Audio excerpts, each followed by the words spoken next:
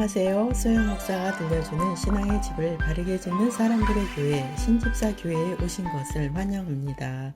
오늘 여러분에게 굿 뉴스를 전하겠습니다. 우리가 항상 듣는 정규방송 뉴스는 정치적인 비판, 사건, 사고, 전쟁의 소식, 기후이변, 살인사건 등을 접하고 있습니다. 우리는 전해지는 뉴스를 통해 암울한 소식을 날마다 들어야 합니다. 가끔 이런 생각을 합니다. 정규 방송이 굿 뉴스로 바뀐다면 세상 사람들에게 선한 영향력을 끼치지 않을까라고 생각할 때가 있습니다. 그런데 세상에서는 들을 수 없었던 굿 뉴스가 유대 땅 베들레헴에서 성취되었습니다.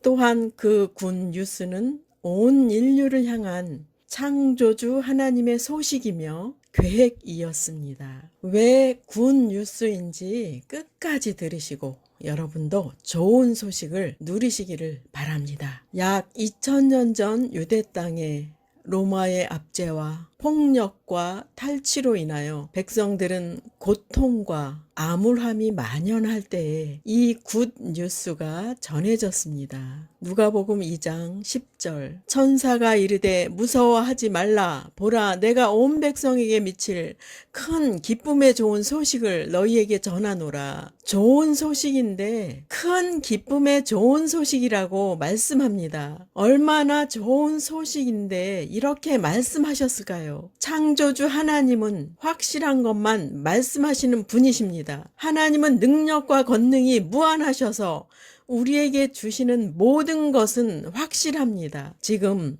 그 큰 기쁨을 만나러 함께 떠나볼까요? 그 기쁨은 바로 그리스도 주가 이 땅에 오셨다는 소식이었습니다. 그 주인공이 예수님이십니다. 세상은 죄로 인해 불완전한 삶의 연속이었습니다. 지금으로 말한다면 사람으로서의 기본권이 묵살되고 빈부격차로 인해 고통을 받고 경쟁사회 속에서 살아남아야 하고 흙수저로 태어나서 더 많은 좌절을 경험하고 있는 상태를 말할 것입니다. 이렇게 암울한 시기에 하나님의 천사가 굿 뉴스를 전합니다. 최초의 사람 아담이 선악과를 따먹고 처음으로 죄를 짓자 하나님은 여자의 후손이 오셔서 사탄의 머리를 밟는다고 말씀하셨습니다. 창세기 3장에 기록된 구약의 시작에서 약속하신 예언이 신약의 시작에서 이루어진 것입니다. 이스라엘 백성들이 오랫동안 기다려온 구세주이셨습니다. 누가복음 2장 11절 쉬운 성경입니다. 오늘 다윗의 마을에 너희를 위하여 구세주께서 태어나셨다. 그는 곧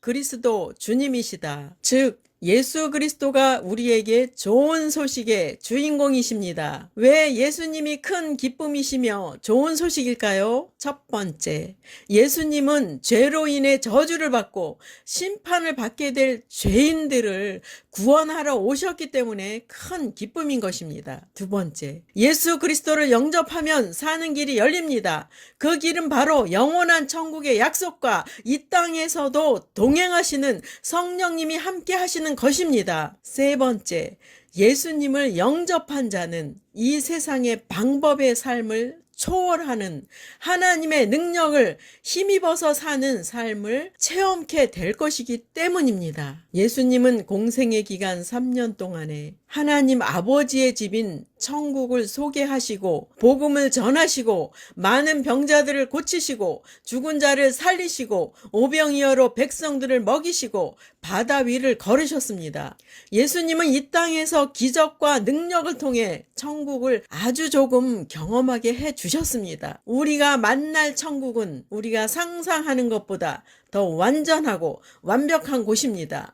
예수님은 자신을 이렇게 소개하셨습니다. 요한복음 14장 6절 예수께서 이르시되 내가 곧 길이요 진리요 생명이니 나로 말미암지 않고는 아버지께로 올 자가 없느니라. 짧은 구절이지만 너무나 중요한 내용이 함축되어 있고 예수님께서 하시는 일을 우리에게 알려주시는 말씀입니다. 첫 번째, 예수님은 길이십니다. 여러분은 인생길로 인해 방황하고 계십니까? 누군가 알려주는 사람이 없어서 괴로움에 처해 있습니까? 그렇다면 예수님을 소개해 드리겠습니다.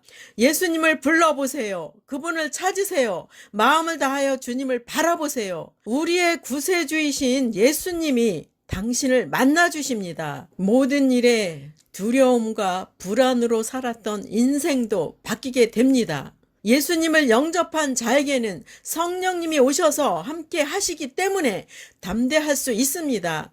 항상 보호하시는 성령님이 떠나시지 않고 지켜주시기 때문에 불안해하지 않아도 됩니다. 예수님은 여러분의 인생 항로의 안내자가 되어 주십니다. 두 번째, 예수님은 진리이십니다.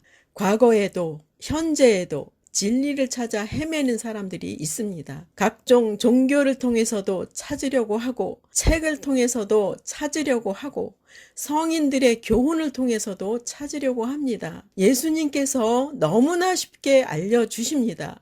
예수님 자신이 진리이심을 밝히 알려주셨습니다. 너무 쉽게 알려주셔서 그런지 믿지를 못하는 사람들이 많습니다. 구원도 너무 쉽게 예수님을 믿으면 구원받습니다 라고 하니까 믿지를 못합니다. 왜 그럴까요? 사람들의 특성은 정성을 많이 들이는 것을 좋아합니다. 고행을 하는 것을 좋아합니다.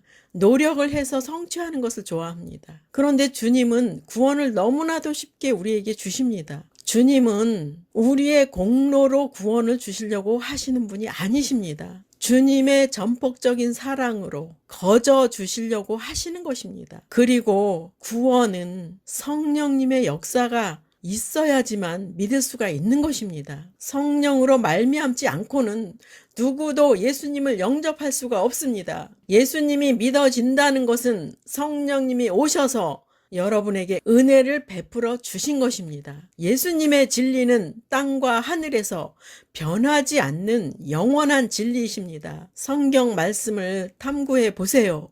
그 말씀이 진리임을 알게 되실 것입니다. 아, 진리가 여기 있었어. 나는 진리를 찾았어. 라고 고백하게 될 것입니다. 삼위일체이신 하나님만이 참된 진리이십니다. 진리를 소유한 자가 됩시다. 진리를 우리의 삶 속에 적용하고 하나님의 말씀의 축복을 체험합시다. 세 번째, 예수님은 생명이십니다. 이 생명이라는 말씀은 우리가 호흡하고 살아있는 것조차도 예수님에 의해서 살고 있다는 말씀입니다. 또한 예수님은 우리의 사후의 생명까지도 책임지시는 분이십니다. 예수님은 생명의 근본이시며 우리의 목숨줄을 잡고 계시는 분이십니다. 값없이 주시는 예수님의 사랑을 받으시기를 바랍니다. 그 예수님의 사랑을 거절한 대가는 사후에 스스로 책임을 져야 할 것입니다. 목자들은 천사가 전한 말씀을 들었습니다.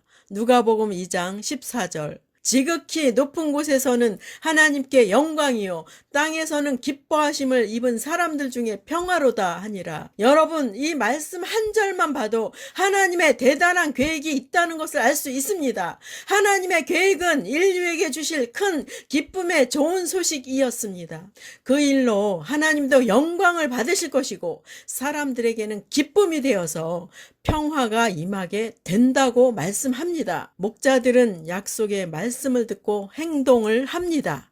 누가복음 2장 15절. 천사들이 떠나 하늘로 올라가니 목자가 서로 말하되 이제 베들레헴으로 가서 주께서 우리에게 알리신 바 이 이루어진 일을 보자 하고, 목자들은 천사를 통해 예수님의 탄생에 대한 소식을 들었고 베들레헴에서 예수님을 눈으로 확인하였습니다. 누가복음 2장 20절. 목자들은 자기들에게 이르던 바와 같이 듣고 본 그 모든 것으로 인하여 하나님께 영광을 돌리고 찬송하며 돌아가니라. 목자들은 인류를 위한 하나님의 구원과 약속되시는 예수님을 눈으로 확인하고 하나님께 영광 돌리고 찬송하며 돌아갔다고 말씀합니다. 어떤 분들은 이런 생각을 하겠지요. 유대 땅에 오신 예수님이 나와 무슨 상관이 있어?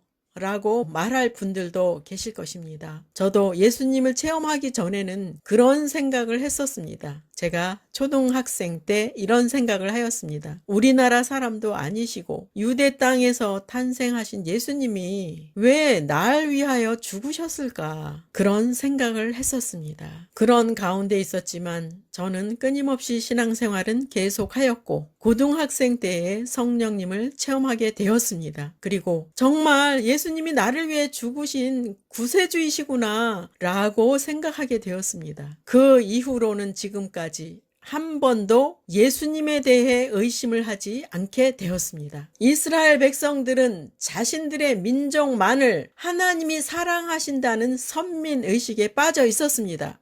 자신들만 택하였다는 선민의식이 있었다면 하나님께서 보내신 예수님을 믿고 따르는 일에 앞장섰어야 할 것입니다.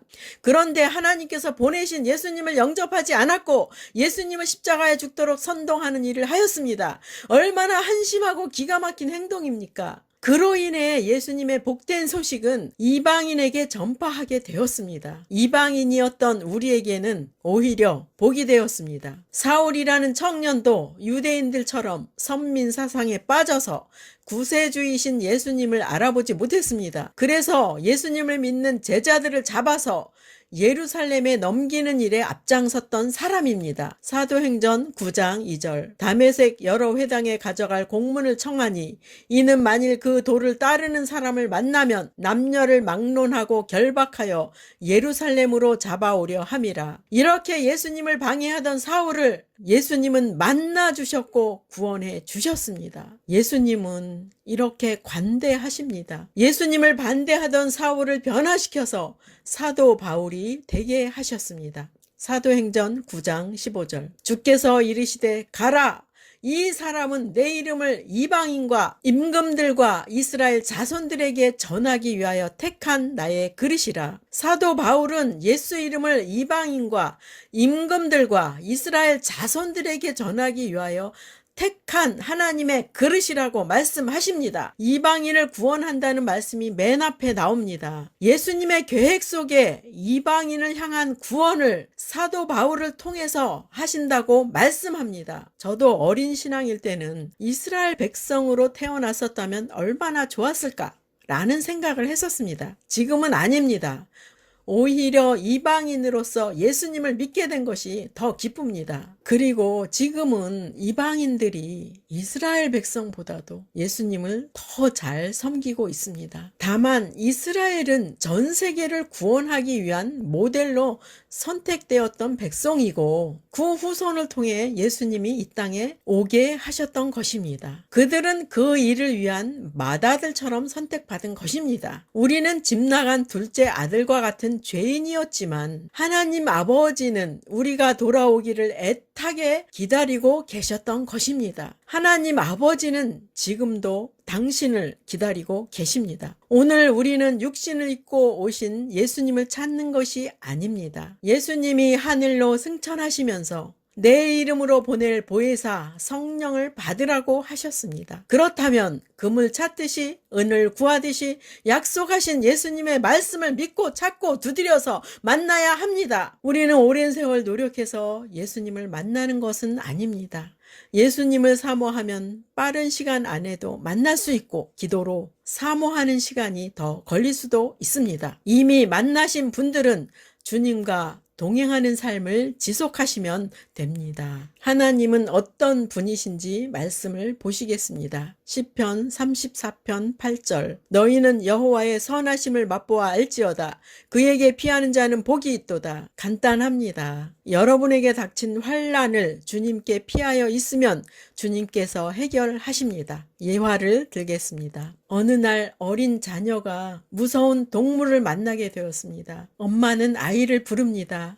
엄마 품으로 들어와. 엄마 품으로 어서 들어와. 아이는 엄마 품으로 들어갈 때 평안과 안전함을 얻게 됩니다. 이 아이는 더 이상 두려움을 느끼지 않았습니다. 이와 같이 우리도 주님께 피하는 것입니다. 주님이 보이면 그렇게 하겠는데 주님이 눈에 안 보여요. 라고 말하는 분도 있겠네요. 주님은 영이셔서 우리의 육신의 눈으로는 보이지 않습니다. 눈을 감고 주님을 부르면서 도움을 청하는 것입니다. 어떤 형식과 절차가 있는 것이 아닙니다. 주님 도와주세요. 저를 이 환난에서 건져주세요. 주님 만나고 싶습니다. 예수님의 이름으로 기도합니다. 라고 기도하면 됩니다. 예수님의 이름은 응답을 받을 수 있는 약속의 이름입니다. 눈을 뜨고 다니면서도 계속 여러분의 문제를 기도해도 됩니다. 성경에는 쉬지 말고 기도하라고 말씀합니다. 심령을 지으신 하나님께서 여러분의 기도를 들으실 수 있는 능력이 많으신 분이십니다. 여러분이 주님께 기도하여 경험하게 되면 마음에 기쁨이 충만하게 됩니다. 그리고 언제든지 그분께 피하여 있을 수 있습니다. 우리 마음속에 주님을 온전히 모실 때 우리는 피난처를 경험할 수 있습니다. 예수님은 성령님이 오시는 것이 우리에게 유익하다고 말씀합니다. 요한복음 16장 7절 그러나 내가 너희에게 실상을 말하노니 내가 떠나가는 것이 너희에게 유익이라. 내가 떠나가지 아니하면 보혜사가 너희에게로 오시지 아니할 것이요 가면 내가 그를 너희에게 보내리니. 본문에서 보혜사는 성령님을 가리킵니다. 예수님은 육신의 모습으로 이 땅에 계실 때는 공간의 제한을 받으셨습니다. 유대 땅에 계실 때는 한국에는 오실 수가 없었습니다. 예수 이름으로 오신 성령님은 공간의 제한을 받으시지 않습니다. 전 세계 사람 모두가 성령님을 개개인이 동시에 체험할 수 있습니다. 우리가 구하고 찾고 두드려서 만날 수 있는 좋으신 분이 성령님이십니다. 예수님을 믿는 사람은 좋으신 분과 함께 하는 것입니다. 더 이상 두려움과 외로움으로 떨지 않아도 됩니다. 가장 작아 보이고 낮아 보이는 자라도 성령님을 모신 사람은 담대한 자가 되는 것이고 그분의 보호를 받기 때문에 두려움이 없는 것입니다. 그리고 그분은 우리의 필요를 당연히 책임지시는 우리의 보호자이십니다. 성령님께 여러분의 인생 모두를 던져도 괜찮습니다. 그분은 안전한 분이시고 견고한 분이십니다. 제가 오늘 전하는 말씀이 마무리가 완성되지 않아서 워킹을 하면서 나에게 하나님의 선하심은 무엇인가를 생각해 보았습니다. 첫 번째, 인류가 멸망을 향해 가고 있지만 나는 구원받은 자녀가 되었다는 것입니다. 두 번째, 나는 사람들이 가장 두려워하는 죽음을 정복하신 예수님을 믿고 있다는 것입니다. 세 번째, 나에게는 언제나 도움을 청할 수 있는 하나님이 계시고 지금까지 하나님의 보호하심 속에 살아가고 있다는 것입니다. 그래서 저는 하나님의 선하심 속에 있는 자라는 것을 여러분 앞에 고백합니다. 그리고 우리는 앞으로 하나님의 선하심을 체험할 일이 많이 남아 있습니다. 체험하기 위해서는 주님 앞에 있는 일을 즐거워해야 할 것입니다. 모든 선하고 좋은 것들은 하나님께 있기 때문입니다. 영원하고 변하지 않는 것도 삼위일체이신 하나님께 있기 때문입니다. 우리의 시작과 끝과 죽음 후까지라도 그 모든 주권이 하나님께 있기 때문입니다. 하나님의 선하심을 맛보아 체험하는 저와 여러분이 되시기를 축복합니다. 마지막 시대를 살아가는 하나님의 백성 여러분, 교회는 다니지만 예수님을 그리스도로 믿지 않는 여러분, 하나님에 대해서 예수님에 대해서 잘 모르시는 여러분, 가나안 성도 여러분, 우리 함께 성경에 근거해서 성령의 능력으로 신앙의 집을 말씀대로 바르게 건축하도록 합시다. 누구나 유튜브에서 신집사 교회를 구독하심으로 신집사 교회 사역에 동참할 수 있습니다. 신집사 교회를 통해 영상으로 선교하는데 동참하기를 원하시는 분들과 함께 연합하기를 원합니다. 아브라함 목사에게 언제든지 연락 주십시오. 우리 주 예수 그리스도의 이름으로 축복하고 또 축복합니다.